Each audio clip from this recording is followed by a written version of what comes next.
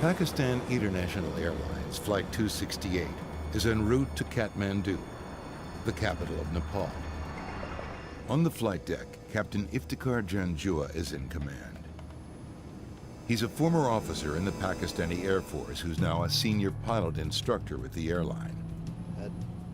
The first officer is Hassan Akhtar, a junior pilot with the airline with almost 1,500 hours flying the Airbus A300.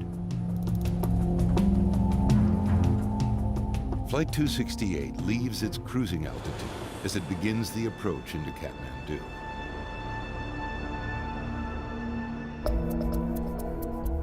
In 1992, Kathmandu Airport doesn't use radar to track its planes. Every movement, planned or otherwise, must be accurately reported by the flight crew. The mountains surrounding Kathmandu require pilots to make what's known as a stepped approach. Pilots must descend to a series of lower altitudes at certain distances from the airport. Here it is. Watch my levels. The details of the stepped approach are laid out on a chart for the pilots.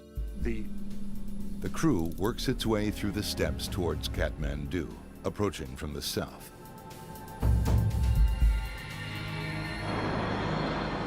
They should be touching down in about 6 minutes. Alpha Charlie Hotel, continue to taxiway number 2. Pakistan 268 is at 10 miles. Report your level.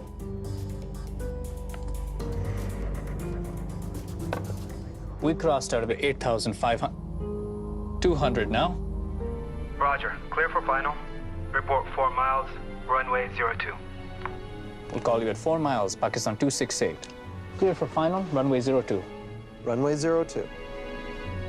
Flight 268 is now less than 10 miles from the runway.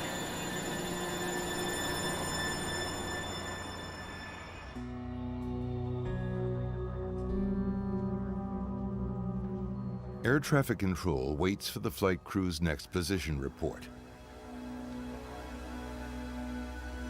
3 minutes go by. Flight 268 should have reported that they've reached the next step by now. Pakistan 268 Tower. Pakistan 268, this is Tower. As the minutes tick by, air traffic controllers come to a horrifying realization.